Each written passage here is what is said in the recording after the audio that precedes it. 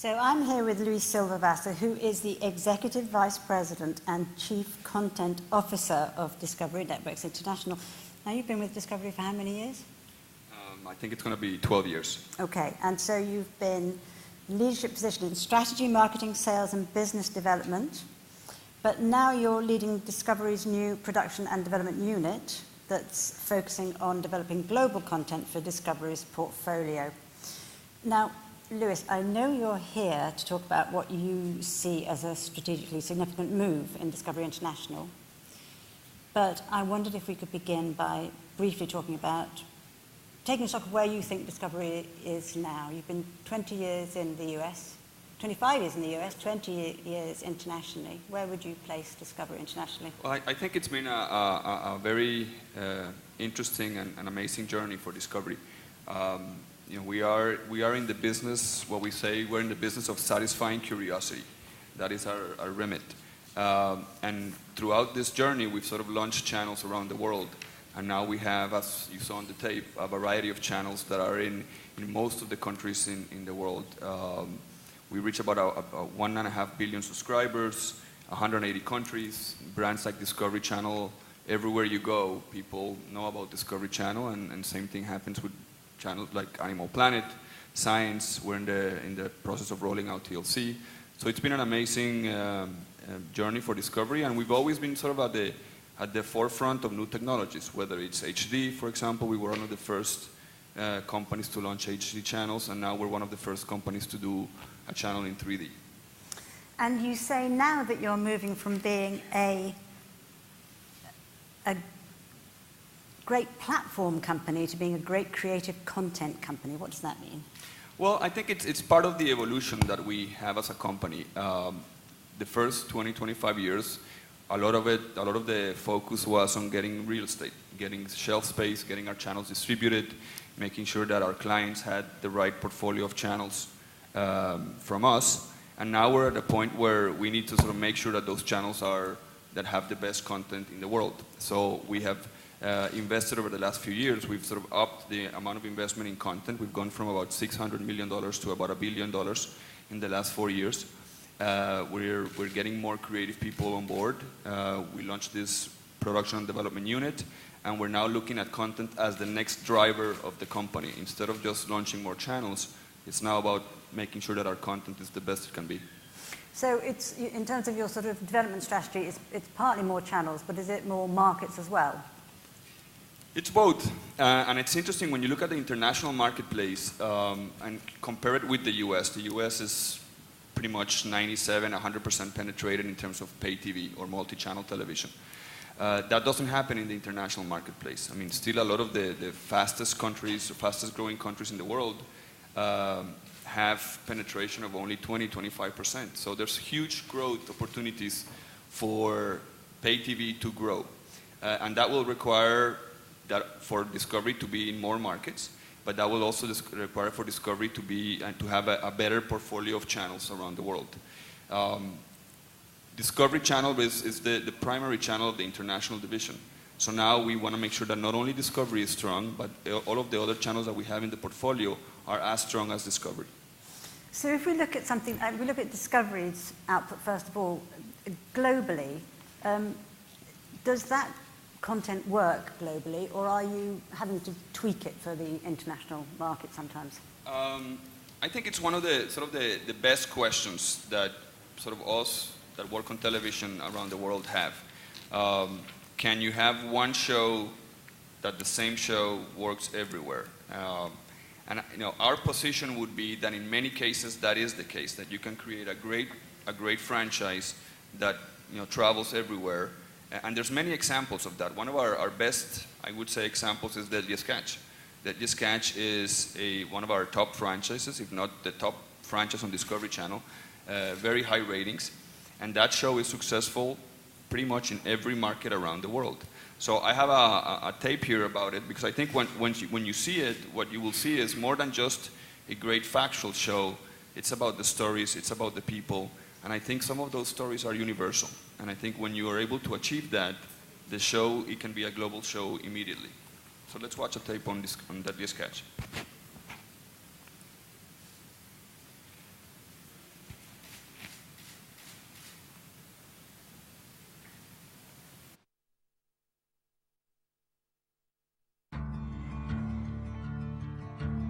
When I hear that trumpet sound, I'm gonna rise right out of the ground. Ain't no grave can hold my body down. There ain't no grave can hold my body down. There ain't no grave can hold my body down.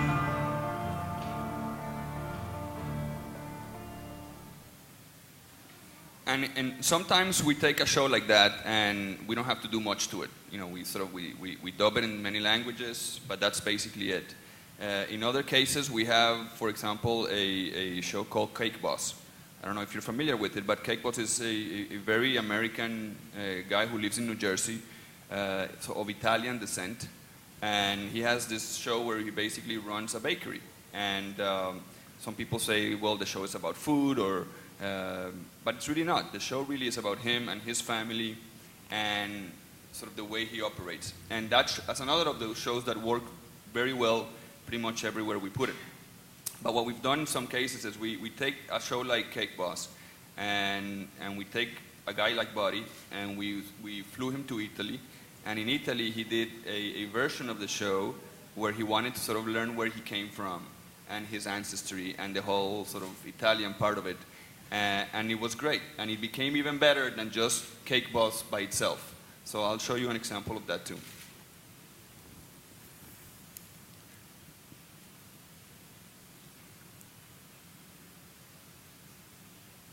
Monday, October 11th. We ain't in Hoboken anymore. We don't get better than this. Italia, baby. But where's the cake? That's how you do a cake in Italy.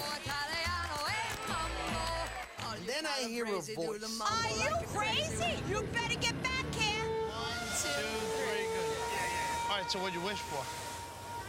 Are you kidding me?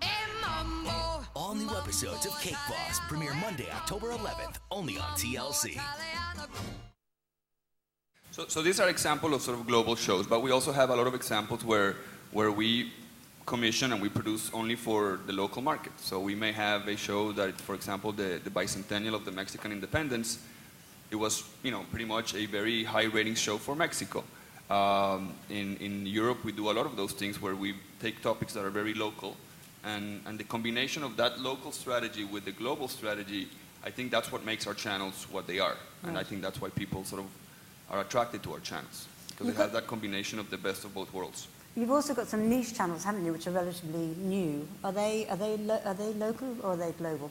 Well, in most cases, we try to create global brands. There are exceptions. For example, in Latin America, we have a channel called Discovery Kids, which is not in other markets, and it's the #1 preschool channel around Latin America.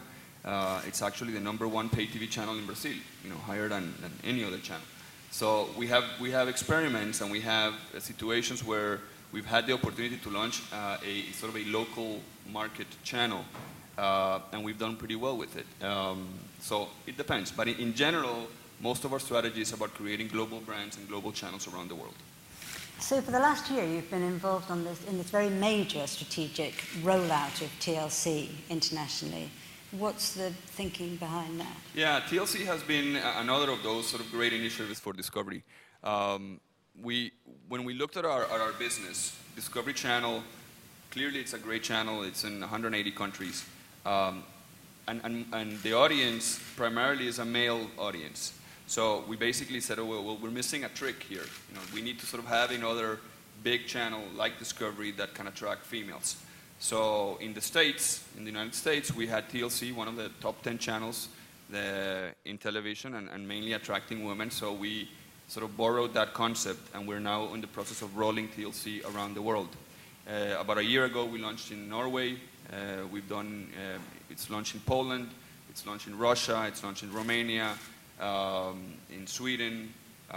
Asia converted one of their channels, Travel and Living, to TLC.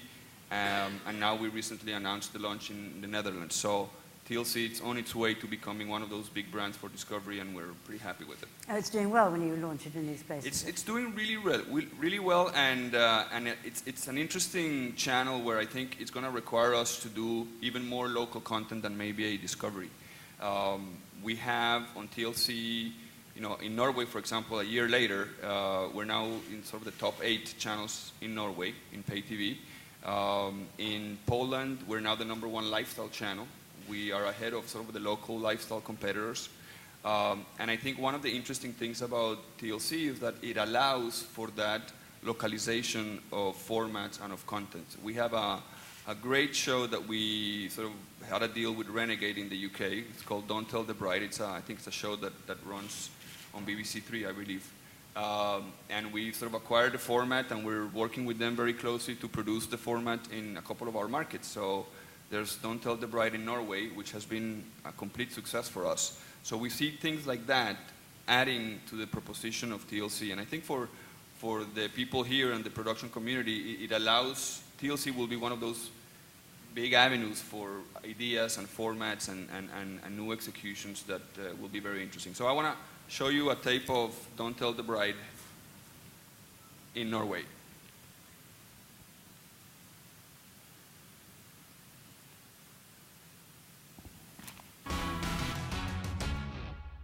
Kim og Camilla elsker hverandre. De har vært sammen i 6 år, men har ikke råd til et bryllup. Camilla og jeg, vi har ventet lenge med å gifte oss, fordi vi har rett og slett ikke hatt penger til det. Økonomien, den er ikke der til det. Så vi vil gi dem 100 000 til å gjennomføre bryllupet, men det er en hake. Kim skal gjennomføre hele bryllupet alene.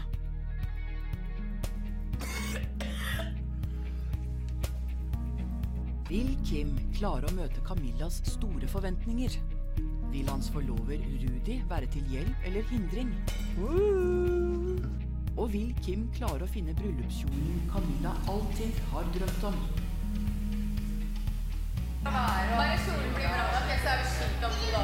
Kan denne mannen gi kvinnen som elsker en dag hun vil glemme?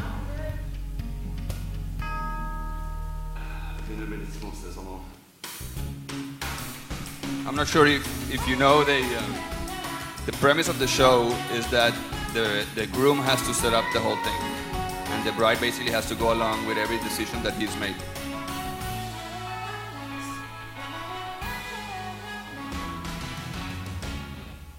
And I think what we're finding out is when there's a great story, a great format, and it's really based on the characters, those are the things that work the best for us. What would you, if you had to sum up though, what's the sort of tagline of TLC? You know, what are you looking for in a TLC? Well, we don't have a tagline for TLC, but the way we think about TLC is a sort of a lifestyle and entertainment channel, primarily geared to women. That at the end, when people watch TLC, they're going to watch extraordinary stories about people, great characters. The way we sort of, when we think about Discovery and TLC, we say, well, you know, with Discovery, you're able to get to know the world. With TLC, you're able to get to know your neighbor. And I think that is a very good way of thinking about TLC versus Discovery. So now you've set up this international production, international program and development unit. And so what's that about? And does that mark a change in the way that you're going to do business? I mean, a couple of things I'll say. You know, it goes to the initial question about becoming more of a content-driven company. And one of the decisions that we've made is that, you know, we can't have our channels rely completely on the content that comes from the US. So what we now want to do is really create an engine of creativity for our international channels also. So we have set up this group of creative people who are in charge of finding ideas for our channels. In the States, in the US, we call it a development and production unit, but in reality, it's more of a commissioning group. It's people who are out there talking to the producers around the world, trying to find ideas for Discovery Channel, TLC, Animal Planet, Science, all of our channels in the international side. And I think it's a new thing for Discovery. Like I said, we've sort of relied a lot on the US content. And what this group is in charge of doing is really finding ideas that not only can be relevant for the local market, and I think that will be primarily where most of the ideas will be, but also taking a look at those ideas with an international eye and potentially an even global eye. So part of our role, our mission, is to be able to find ideas that not only work for the international channels, but also work the US channel. So what have you got recently that you've commissioned that's just for a local channel, for instance? Well, we commissioned Don't Tell the Bride, for example. We found that, and we commissioned for a channel in Norway, for TLC in Norway. We announced also the commissioning of a show called My Secret Body with a company called Maverick, and that's going to be an international show for TLC, so it will run everywhere in TLC International. And like that, for example, we have many shows that are either international or local. There's a great show we just premiered in the UK, which is called the HMS Ark Royal, and it is the story of this aircraft carrier, I think it is, in the British Navy. That for the longest time, there's always been an Ark Royal in the British Navy, and they've now decided that they're going to decommission the ship. So we got access to the ship, and we're now sort of, the whole program and the series is about the people and the sailors inside this ship on its last journey. So, and again, it goes to the point that it's not just a documentary about the ship, it's really a series about the people and what happens during that last journey. So I want to also share a clip with everybody here about the HMS Ark Royal.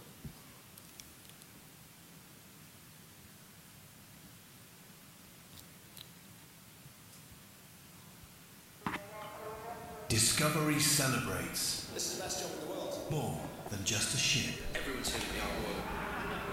It's definitely a sense of pride. Home to 1,000 dedicated crew. We live by pleasure. This is what we live for. Powerhouse of the Royal Navy. But just another day at the office.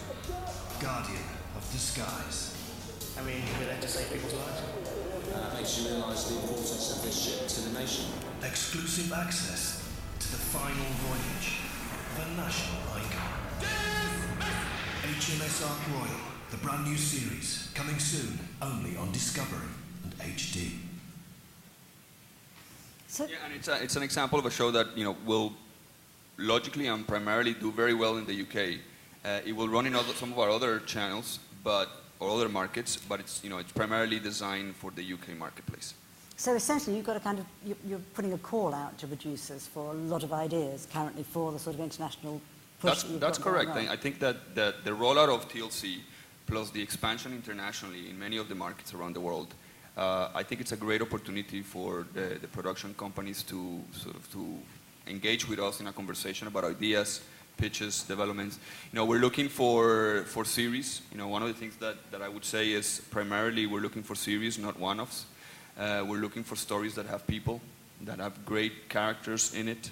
We will always have specials. We will always do the more traditional factual programs or current affairs, for example. But I think the emphasis right now is on trying to create long-running series based on character-based and great stories. Some of our best shows, whether it's Deadliest Catch, it's the fact that it has great characters, it has a great story arc, and it has high stakes. People either they can die or can fail. There's always something really big going on. If you look today at the success of Gold Rush in the US channel, it has that. It has the story of people who basically change their lives to go find gold in Alaska, and Yes, a very high level of jeopardy. It is. Exactly, Yes. and those are the best stories for us. And how do people get their ideas to you? Well, there's many ways. Part of it, of our new group, is right now engaged in talking to all of the indies out there. We work with big indies, small indies. We don't really care. It's about really what the creative idea is all about. We have people in London. We have people in Miami, in Sao Paulo, in Singapore. I was recently last week in Asia talking to production companies in both Singapore and Australia. So we're trying to create a web of people around the world that are in constant communication with the community. There's also an online portal called, I'm going to get it wrong, I think it's discoveryproducers.com or something like that. But in any case, let me see if I have it here, I'll say it. It is producers.discovery.com. Producers.discovery.com. Great. There you are. But I think the best way to really do it is to engage with us in a face-to-face conversation about ideas, about our briefs, what we need, and we go from there. And for TLC, presumably you're looking mainly for formats.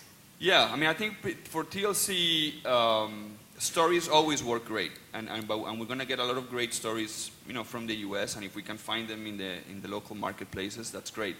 But one of the things that we know will add to TLC's proposition is to find great formats that can be very easily, converted into doing local market executions.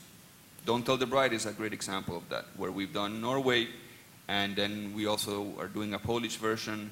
In Russia, we did a format called Mothers versus Daughters, which came out of the Nordic countries, a company called Mastiff in the Nordic countries. And we took that format and we created a version called Mother versus Daughter for our launch of TLC in Russia. And it's a great makeover relationship kind of a format, and it's doing great. So I want to share a clip of that too.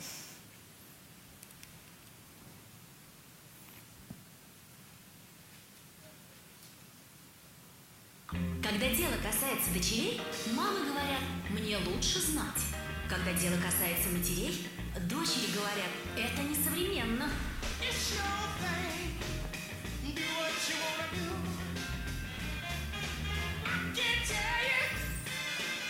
It's about clothing primarily, is it? Виды вызывающих нарядов дочек, дамам, которые никак не хотят взрослеть или выглядеть моложе.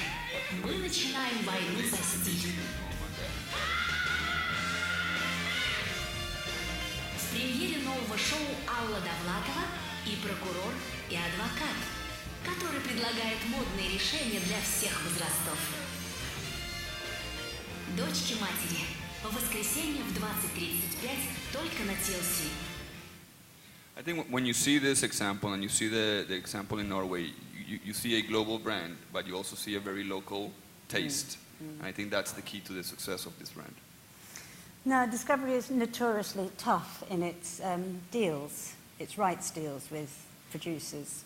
But you're pretty robust about that, aren't you? Unapologetic. Well, yeah. We don't see it that way. It's not as black and white, I would say. I think I think you have to sort of start from the premise that we are a global company and we have channels around the world that when we commission a program, we commission it for our channels around the world. It's not that we're commissioning it only for one specific market. And that changes the deal structure, that changes the conversation, that changes the exploitation of rights. It also has to do with the financing. If we're financing it 100%, then we are going to expect a higher degree of exploitation of those rights because we also have the way to exploit them by putting the show in our channels. Having said that, I think that there's a realization that, especially when you go into formats, that some things may have to change. And we're looking at all different types of deals. When we think about this, you have the sort of UK model, the sort of the broadcast model, and where the independent company maintains all the international rights or all the rights outside of the UK. Well, maybe Discovery is here, all the one on the other side, and Discovery is not dissimilar to any of the other big international companies that have channels around the world. So we'll find a place in the middle where I think it's beneficial for everybody to have great content. There are benefits in a way if you think about it as an independent production company to work with us under our model. The fact that you can have global reach, immediate global reach. When you look at programs like the Sketch, it became huge around the world in a very short period of time. If that happens, the chances of us doing more work with the producers of the Sketch are higher. So the volume will increase in a very fast way. And I think the impact that you have of your idea running around the world, I think it's also something very beneficial, regardless of what the business deal structure may be.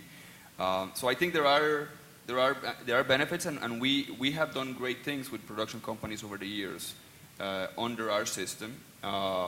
Again, I'm not saying that it's a very rigid system and that's the way it's going to stay, but I think there's a reason for it, and it's because we have channels around the world where when we produce something or we commission something, it's not only for one market, but we commission it for the whole world. So I mean, you must be, you're in quite a unique position, really, because you're a very powerful player in international TV with a tremendous sort of overview. What do you think are the interesting developments looking forward? Well, I think the beauty of television is that it changes all the time. And I think one of the advantages of us being in most markets around the world is that we get to see kind of what's happening. And there's a couple of trends that we're seeing that are interesting. I mean, one of the big trends, and I think we see that in the States, is this emphasis on stories and characters, where the character is really the centerpiece in factual television. So it's not, characters are usually big on scripted and dramas, but now we're seeing characters be very big in factual television, whether it's Cake Boss or whether it's Deadliest Catch or the guys from Pawn Stars on History Channel. The fact that it's character-based and so an observational documentary, it's not observational only about the situation, but it's really about the people. So we see that. We see, for example, a lot of emphasis and a lot of interest in what we call subcultures. We have a great show on TLC called Sister Wives, which is people who are polygamous. And these are people, like I said, these are probably your neighbors. In sort of not mine. Yeah, but again, they live in your communities, and we don't talk about it a lot, but they exist, and sort of looking at sort of those subcultures, whether it's the polygamous culture or whether it's, let's say, the gypsies in the UK. Yes, with a massive success among massive. So we're seeing a lot of interest in those sort of communities. That have a lot to offer visually and storytelling that before we haven't. We have a show called Toddlers and Tiaras, which is about that whole culture of beauty pageants for little kids, for little girls, and it's not about the beauty pageant. It's really about the stories of their moms and the little girls and how crazy the whole thing is. So I think those subcultures, whatever term you want to use, it's something it's a very rich territory. And I think that the other trend that we see it a lot of it in the UK, I would say, is sort of the hybrid or the mix of sort of scripted and comedy with documentaries and factual. You can call it factual entertainment, you can call it whatever you want, but I think the fact that documentaries and factual is borrowing sort of elements of the scripted world. Like Pineapple Dance Studio. Pineapple Dance Studio is a great example of that. Where in the middle of a factual observational documentary show, people stop and they start dancing. I think they're using comedy writers, for example, to write some of the lines for the voiceover. The way the voiceover adds and it becomes a central element or one of the elements of the documentary, I think that's very interesting for us too. So there's a lot of the music. I mean, all those kinds of things that in a traditional factual don't play a big role. I think now we're seeing it as a very big component of what we need to do. And they're the kind of thing you might be interested in doing, because they don't seem straightforward. Right, and I think when you look at those three, when we say, okay, what works for us, great stories, high stakes, interesting views out there on people, and if we can do it executionally really, really interestingly by adding some of these other elements, I think it's a recipe for success. Are there questions from the floor?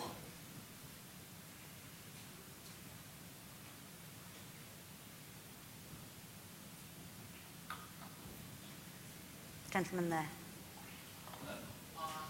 Thank you. I saw the photo of Dr. Michio Kuchar, the physicist. Is Discovery still doing a lot of science-based or technology? Is that on a trend up or down? It's a very big part of the Science Channel. It's a very big part of Discovery Channel. We have, I'm sure you're familiar with MIPDoc. I wouldn't say it's a classic science show, but it is a way for us to do science and pop science in a very entertaining way. We just did a show with Morgan Freeman on Through the Wormhole. So all those things are important for our channels, whether it's Discovery Channel or the Science Channel. It depends. But yes, the answer is technology, engineering, science. It's a big part of who we are.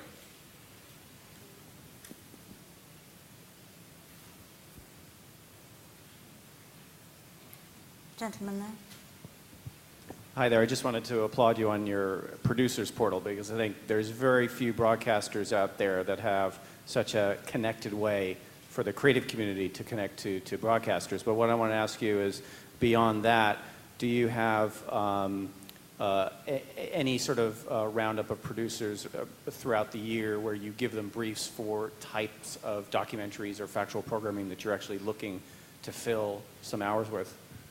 Great question, and it depends by market or by region. I know in Asia we do that a lot. We have producer seminars, and we invite production companies to pitch.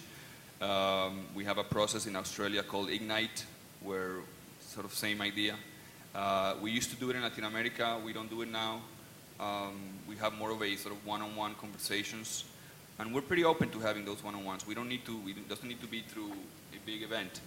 But to your point, I mean, I think it's some of the things that we are considering, and to either bringing back or doing something, you know, in that shape or form. Because I think it's an interesting way to talk to the production community, but it's also an interesting way to give chances to very young, new production companies to talk to us.